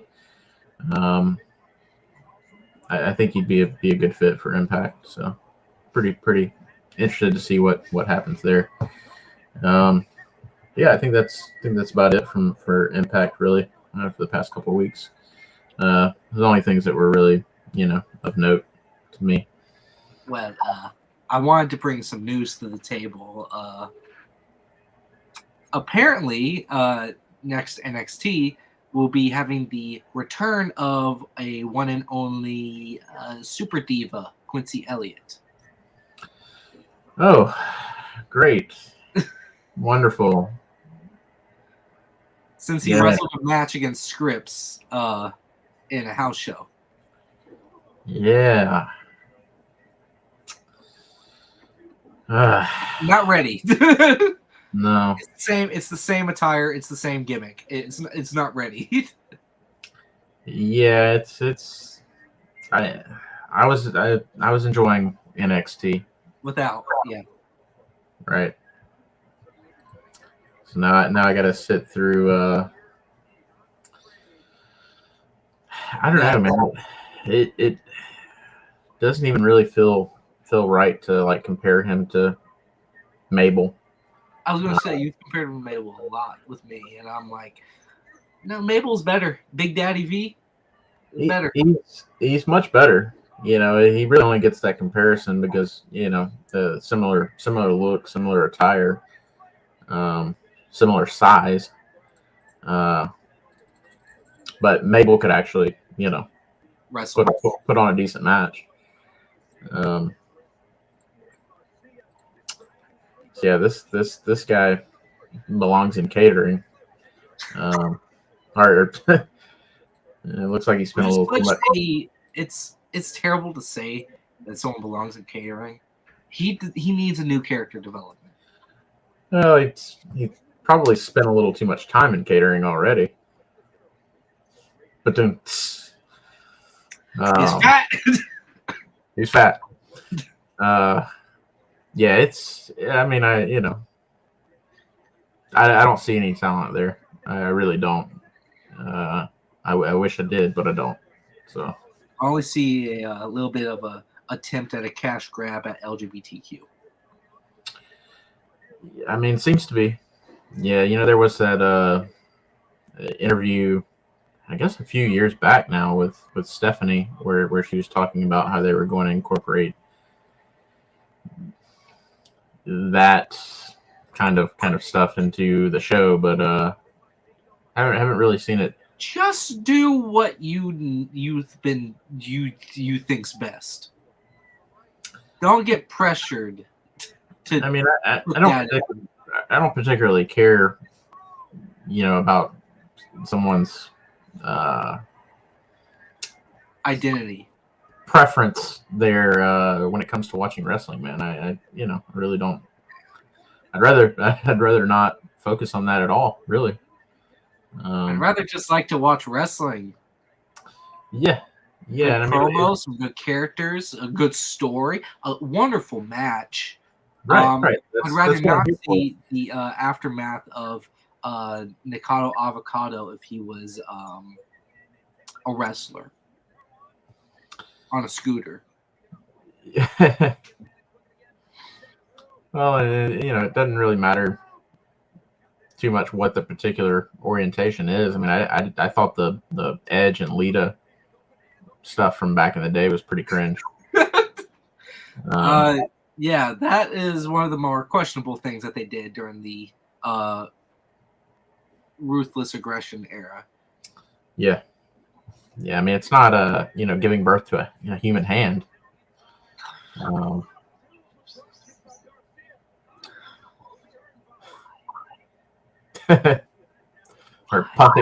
punting a baby. Why? Why do you have to bring up Snitsky into this? I mean, he's in our intro, man. I have to watch him every week. Oh, that's right. God, dang it. Just the whole baby thing with Kane. Yeah. I relive that moment every week now. Oh.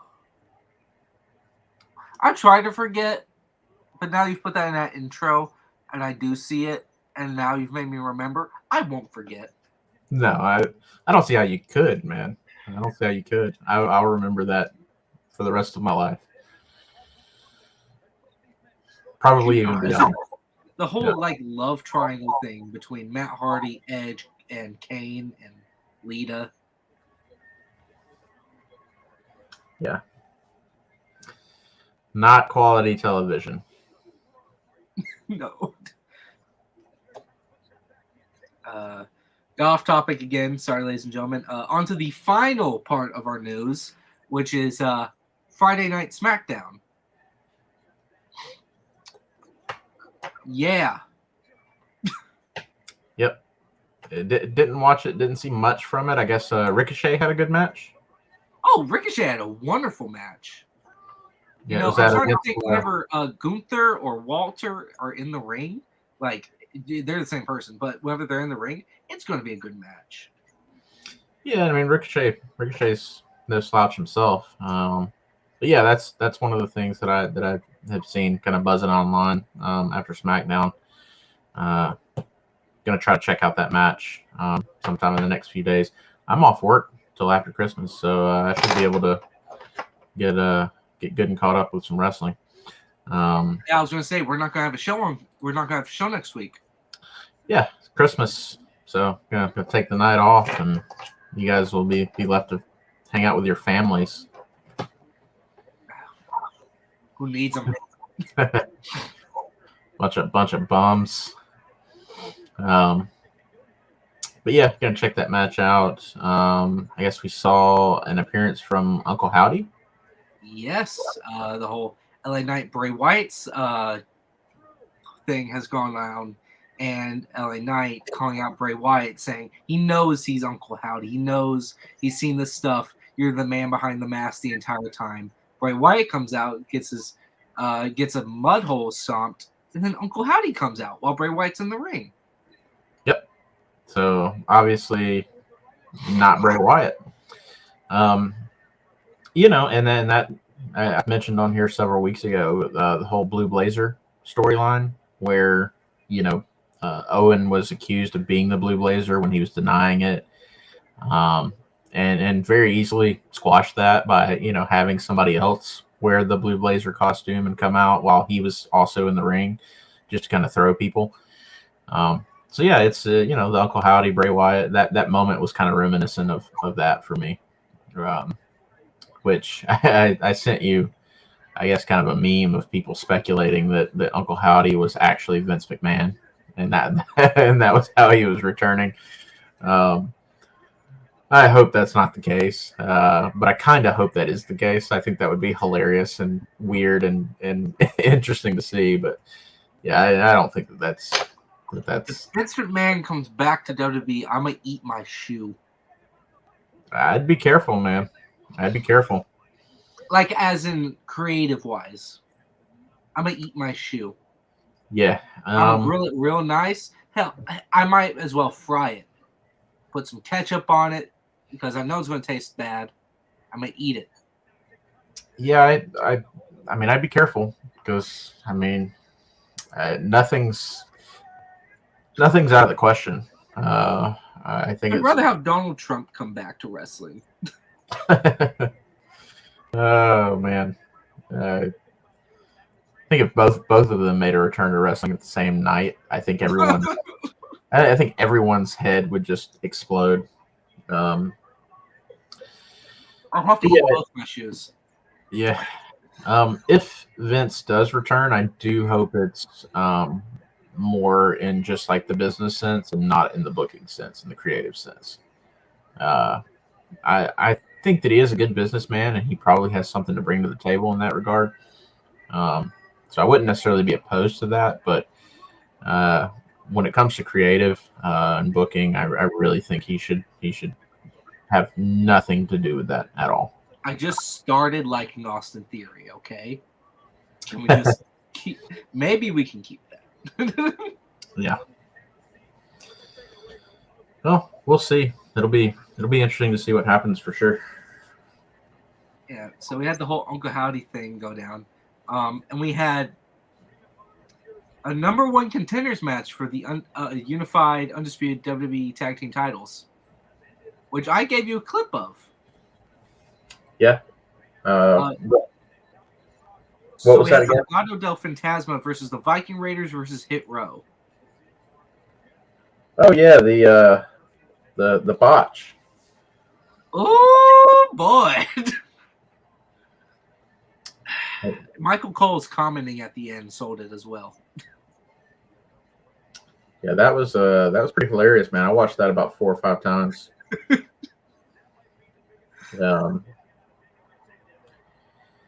I think what's the guy's name? Top Dollar. Top Dollar. Yeah, I think he was a little salty online. I think it got to him. All the people kind of passing it around and laughing at him.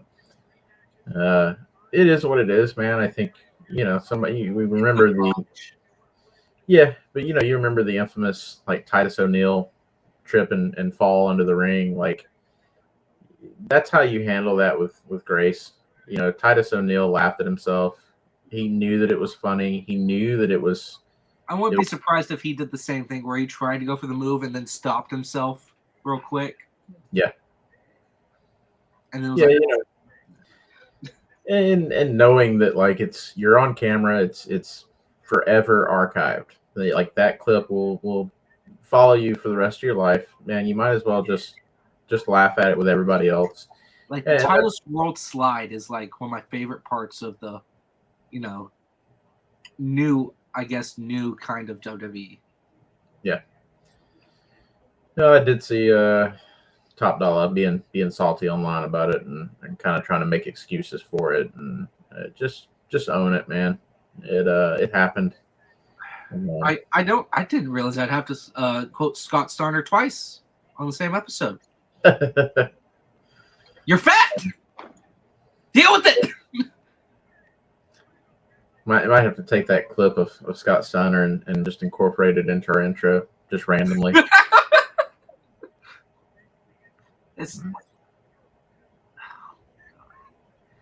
I'm gonna make that a sound bite. Look into that cameo thing and see if Scott Steiner's doing cameos, and we might have to pay him to just do our intro.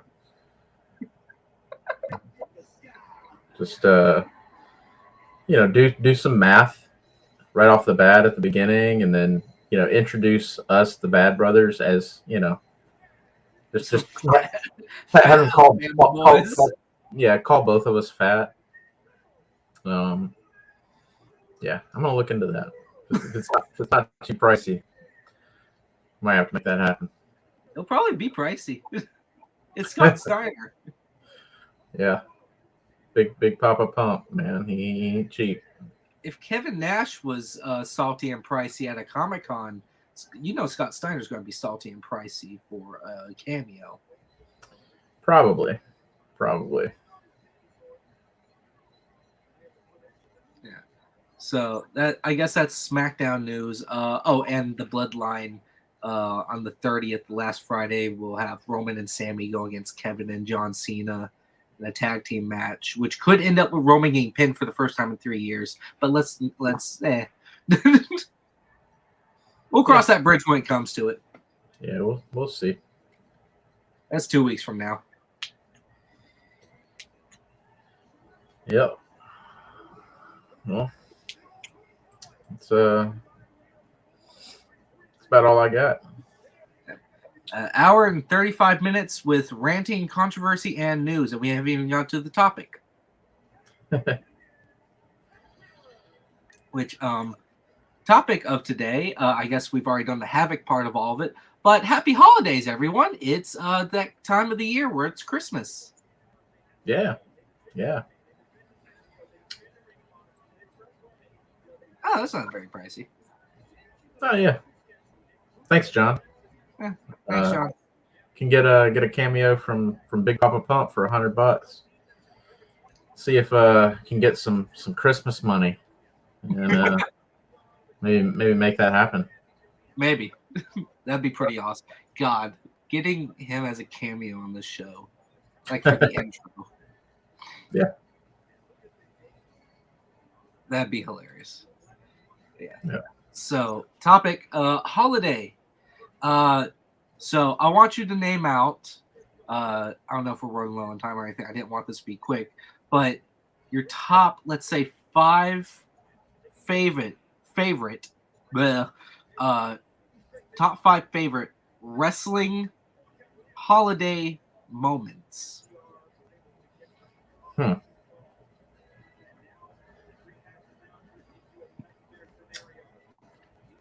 Definitely gonna have to think on that one for a moment. Nothing jumps out at me.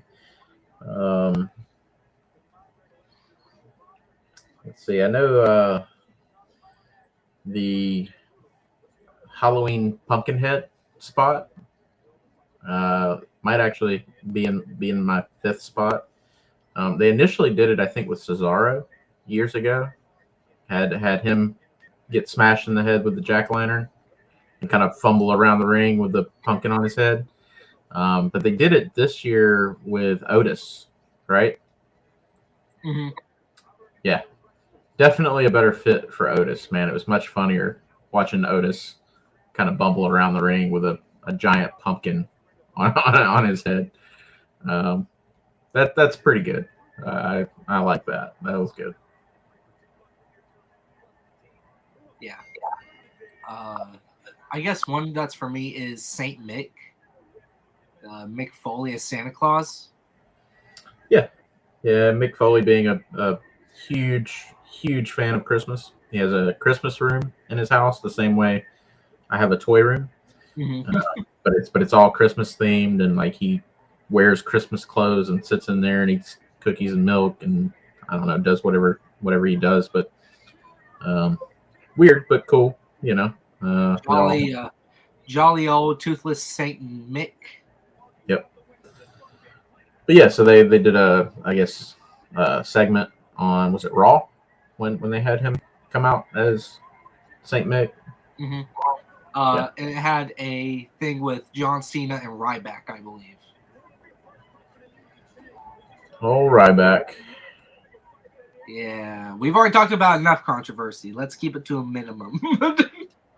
Actually, didn't really have a whole lot to say on that, other than, I think it's kind of unfortunate that WWE dropped the ball on him.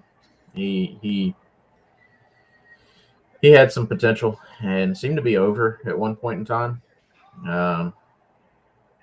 He got some, you get the whole arena kind of doing your "feed me more" chant, and then they just squandered that, dropped the ball with it. The guy's not a great wrestler. Definitely has his flaws, but I think there was probably some money to be made there that WWE left on the table. Yeah. What's your other favorite moment?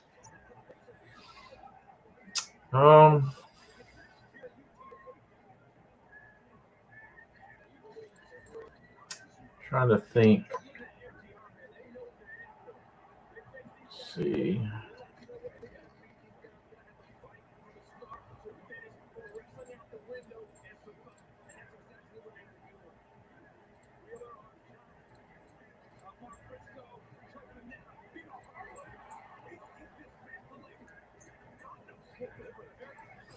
or it doesn't just have to be Christmas. It's holiday. So Right. Yeah. Any holiday. I mean, my earlier one was Halloween. Um,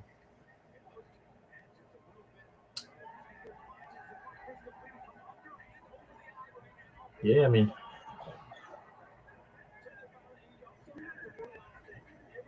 nothing's exactly jumping out at me. I might not have picked a good topic. Yeah, I'm sure it's a fine topic. Just wasn't really prepared and thinking in that mindset. Yeah. I probably should have told you ahead of time. Yeah, that would have been helpful.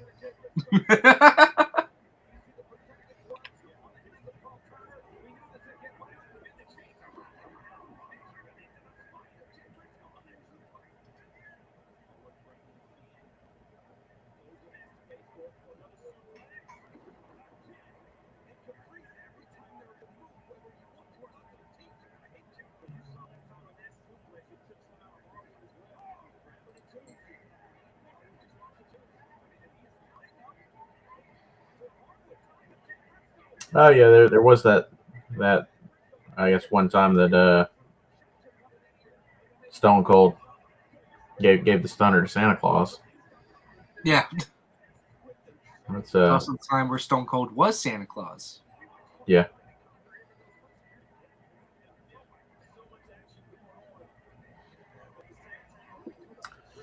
Yeah, I don't know. I'm gonna have to maybe do a little research on that and kind of stroll down memory lane and see what pops out at me. I remember a match with John Cena.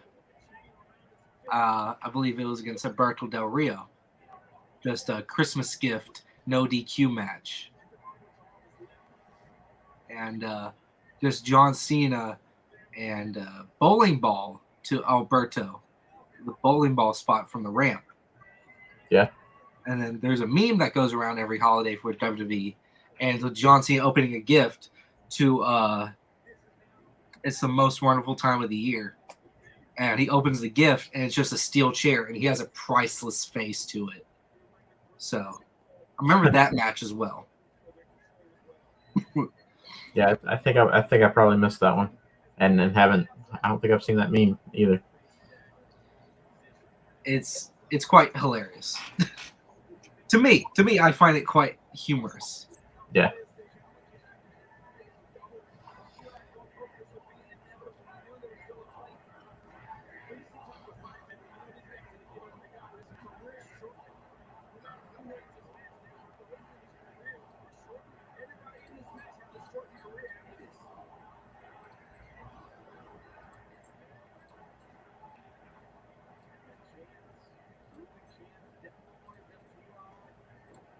I mean, there was always the time where was it Hornswoggle with Sheamus? Christmas wishes. Hornswoggle got a wish that he could talk, and we got talking Hornswoggle. Yeah, I didn't catch that. Yeah, it was. Yeah, Hornswoggle talking, and not doing the whole leprechaun, and just him talking. So there was that. I think I'm up to 3 now. I remember that quite clearly. What's another one? Really good Christmas one. Yeah, I mean, the majority of them seem to be Christmas moments. Yeah, I could talk. What other holidays have they done? Well, there's Thanksgiving. I guess the Thanksgiving street fight. Yeah, the gobbledygooker. Ah, yeah, the gobbledygooker. Yeah. John, no. No. No. No. Yeah, We're not talking about that. I'll second John on that. What?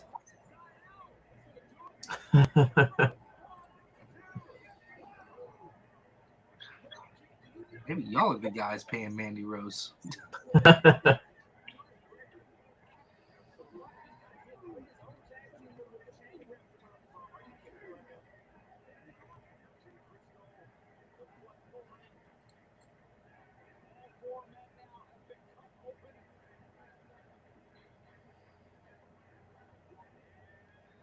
Huh.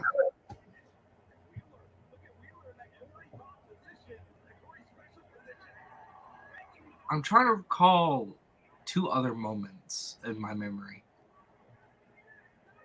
I guess John just gave you one, so I guess that's good for you. Yeah, I'm gonna have to look that moment up for research purposes. I remember Rusev, and I believe it's either 2018 or 2019. I believe it's 2019. Rusev on December 25th, Friday Night SmackDown, December 25th. Coincidentally, is also his birthday. So it was his birthday. It was Christmas, and it was the day he became a 3-time WWE United States champion, beating Shinsuke Nakamura. I do remember that day. I do remember that match.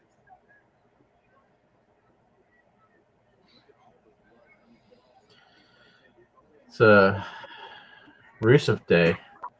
Yeah. That was during the Rusev Day gimmick, which is still one of my favorite Rusev gimmicks. Yeah, I mean, that counts as a holiday, right? Yeah. The one day where Christmas landed on Rusev Day. It's a double holiday. Yeah, when you think about it. And then it was Rusev's birthday. Oh man, that's.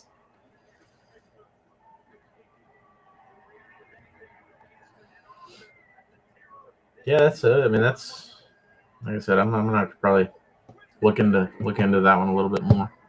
That's really all I got as far as holidays. Yeah, Halloween, Christmas, Thanksgiving. I don't really know that they really do much else with any other, Rusev Day. Maybe the 4th of July. Oh, they do some stuff for 4th of July. Yeah. I remember doing the whole food fight, the little food fight they had on the 4th of July, and then out of nowhere, Kevin Owens gets pied. Yeah. So I remember that.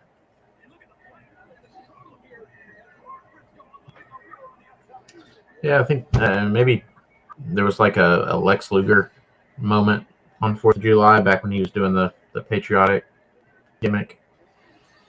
Yeah, more than definitely. Like slam Yokozuna or something like that. Yeah.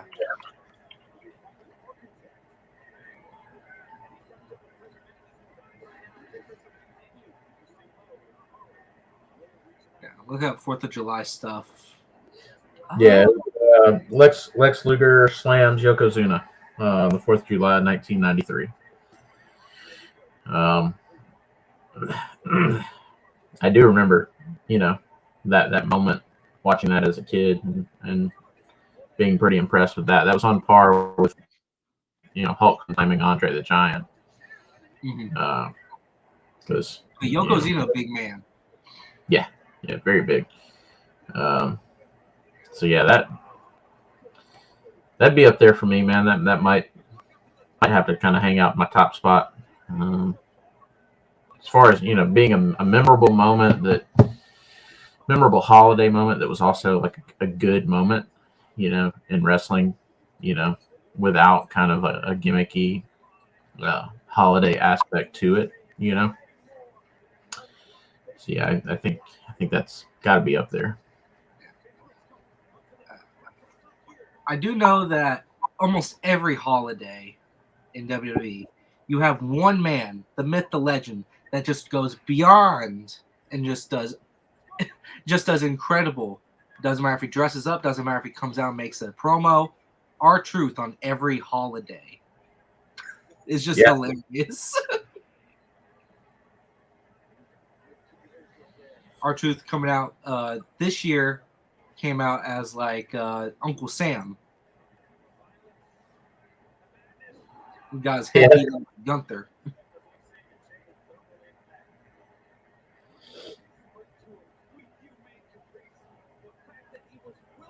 One year he was Santa.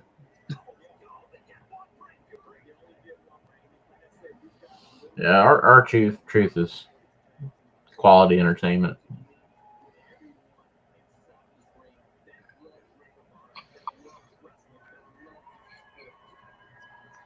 I mean, there's many other moments out there, but I've already named like 6 or 7 of them.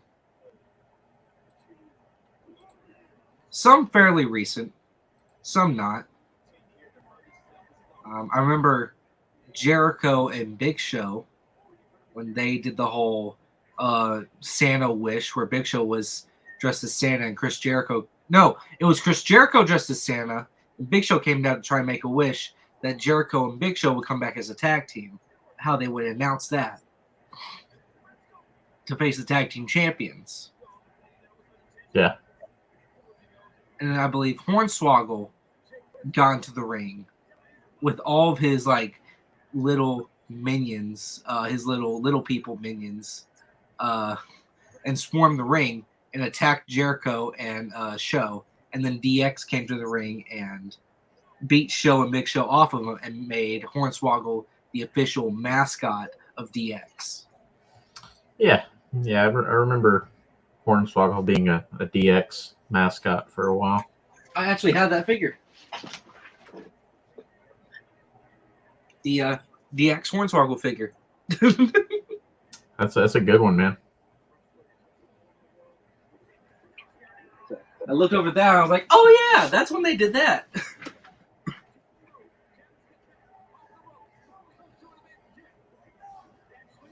So I guess that's my final remembrance holiday, I guess.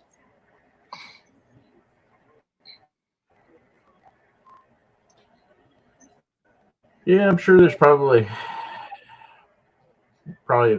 been some like boogeyman moments, for Halloween.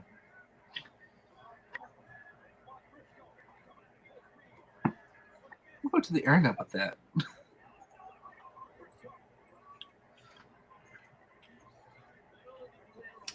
Yeah, I mean, I guess every boogeyman moment is kind of a Halloween moment, though.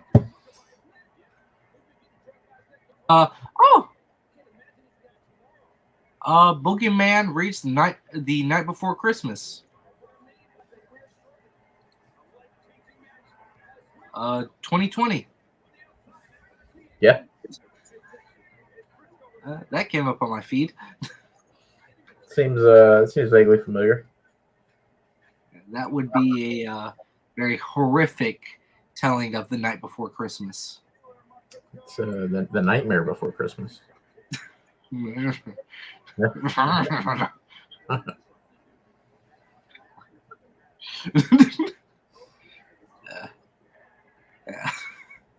We've had some horrific Christmas stories. So yeah. I'm all out of time-consuming ideas. I think the news and controversy took up most of our time. Oh, it was a lot of that. 10th episode, and all we could talk about was our own opinion on certain things that transpired this week. There was a lot of stuff that transpired this week. Yeah, it's been a busy one. Yeah. Oh yeah. And then Snoop Dogg losing his custom golden WWE title on his tour. What a dummy. Yeah. His one of one golden title. I bet you got high one night and accidentally gave it to someone thinking it was security. Yeah, there is no telling, man. I would assume some illegal substances were involved, though. knowing Snoop. I mean, it also wouldn't be the first time a WWE title was stolen. Yeah. Looking at you, Medusa. Also looking at Gunther that lost the NXT UK Championship back in the day when he first got it. Yeah. Although he didn't lose it. It got stolen out of his car trunk.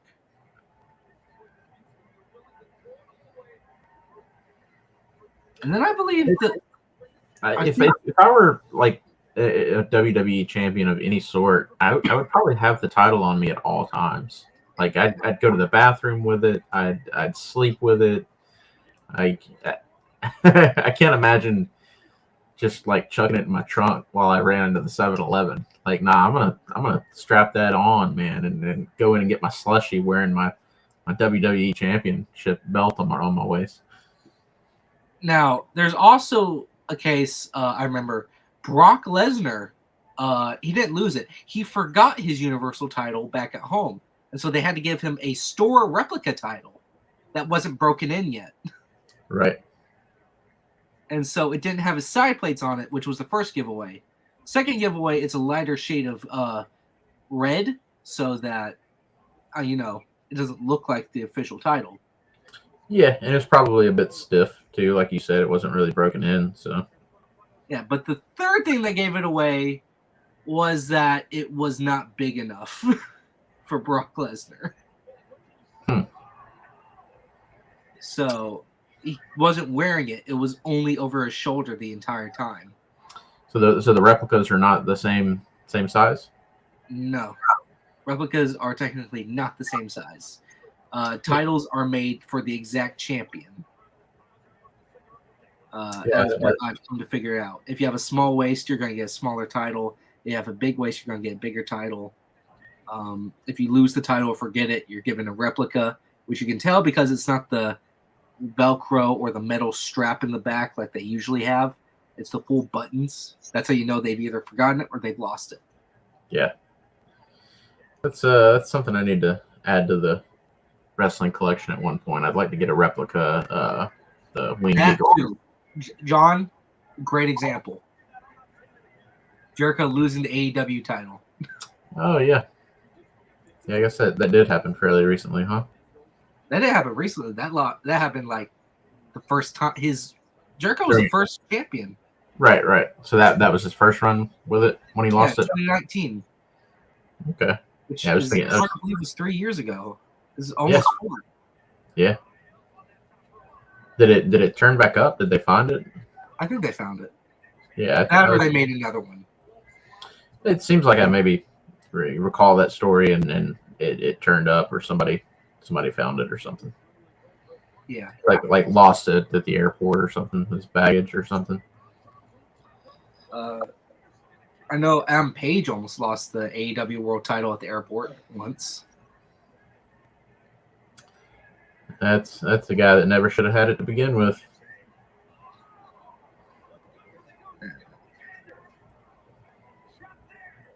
Let's agree to disagree on that one. I mean, we can agree that you're wrong. That's okay. Let's go off of our opinions. Let's respect our opinions. Well, when you've got friends in high places, it affords you certain things that you wouldn't normally have without those friends. I think when he won the title, he was also a part-time substitute teacher.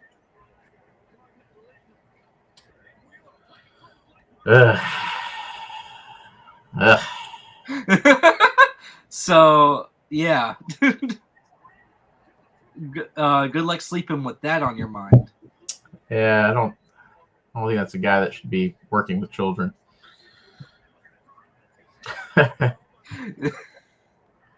Probably shouldn't be allowed in the vicinity of a school. What is up with y'all teaming on me today? What's up with this? I feel like the sissy cowboy. You want to be a full member of the show? Okay. Yep, the pretend cowboy. Yep. I will say Brock Lesnar's more of a cowboy than Paige is. Yeah, because Paige isn't a cowboy. Nothing about him is cowboy. He plays pretend. Yeah, just the end of the show is just going to devolve into Paige bashing. We better end it here then, because I'm not for it. Yeah, you'll get there. You said you weren't going to be an Austin Theory fan, and here we are. So you give us enough time, man. We'll wear you down. I love Paige's finishing move. The buckshot lariat, absolutely love it. I Oh, love a lot of his moveset. Why? Why? Yeah. Why would the buckshot lariat's pretty cool? The Logan lariat, man, is much better. Okay, that Logan lariat version of that. That's an example of when it's done well and done right. Yeah. Not by some sissy cowboy. It's like, who does it better? It's Logan that does it better, but oh, of course, no question. See, we got you to admit that, so you're well on your way, man. You'll be a Paige hater in no time. You say that so casually. You say that without like any remorse. I don't like the guy at all. I get that. Like, we have the same opinion on Quincy Elliott. We do not like Quincy Elliott. Nope. I can't agree on hating Paige, though. Yeah, he's not very professional, but a lot of his moves are... I like a lot of his moves. I don't like the, pile driver, the behind-the-head pile driver. That's one that can die.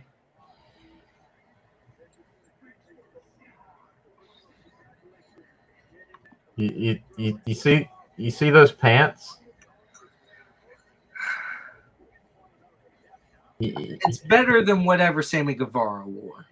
It is, but not by much. You see that front butt?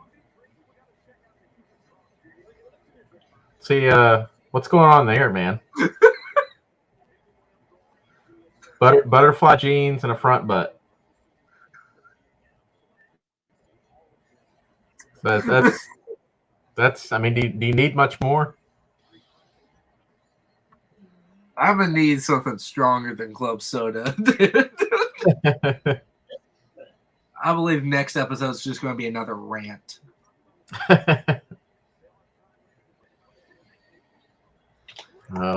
I'll get us canceled. I'm surprised we're not. We're on episode 10. I thought we'd end at episode 2 with how far this has gone. I mean, we might already be canceled. Have you seen our numbers? Dude, we were canceled before we started. Right. Oh, man.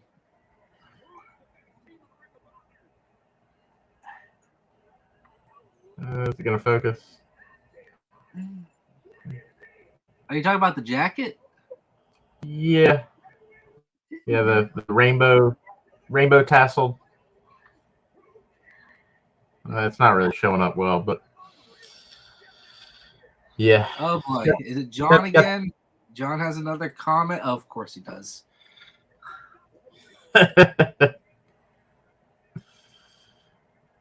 Oh. Yeah. You just combine those butterfly pants with You know what? He might actually have a fit with that. There you go. Check out that jacket paired with those butterfly pants, man. And that's cowboy. That's cowboy stuff right there.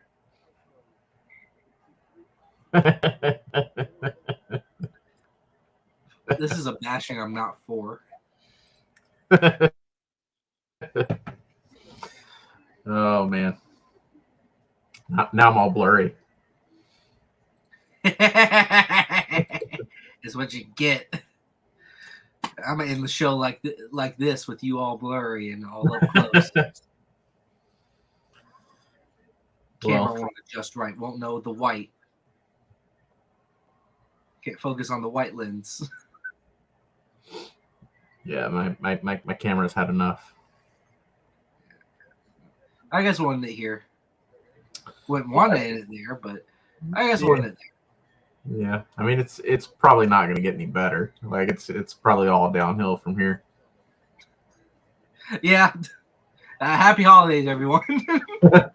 Merry Christmas. This is a regular episode of the Babyface Breakdown. Man, that name doesn't stick. We are such heels. Yeah, we're gonna have to change it. Especially once we get. We are the bad brothers, so. Yeah. Yeah, I guess that'll be it for tonight. Thank you all for watching. John, you're on the naughty list. I hope you know that. A lot of these if that doesn't say naughty list, John, I don't know what does. Oh, you laughing? You know better. So yeah, we'll see you not next week because that's Christmas. So spend time with your families or whatever you do for the holidays, I guess. And we'll see you the week after next, which is, what day is that? So we got that's gonna be the 1st. January 1st. We're ringing in the new year with us. Yep. So Isn't that great? won't see you again until 2023. Yeah. See you next year. I guess we'll see all y'all next year. I'm Big Bubba Brogdon. I am a blurry Boosh Dingo, the luchador. Yes, you are. You're an 8-bit. And we'll see you next time. See ya. 2023, baby. Merry Christmas. Merry Christmas, everyone.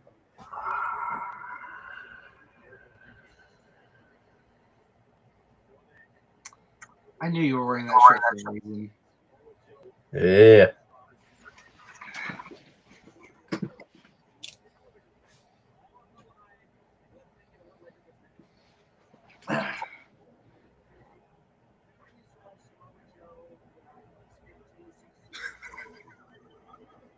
With the red light, he looked like Satan for a second. Tell this guy happy birthday. Jesus Christ.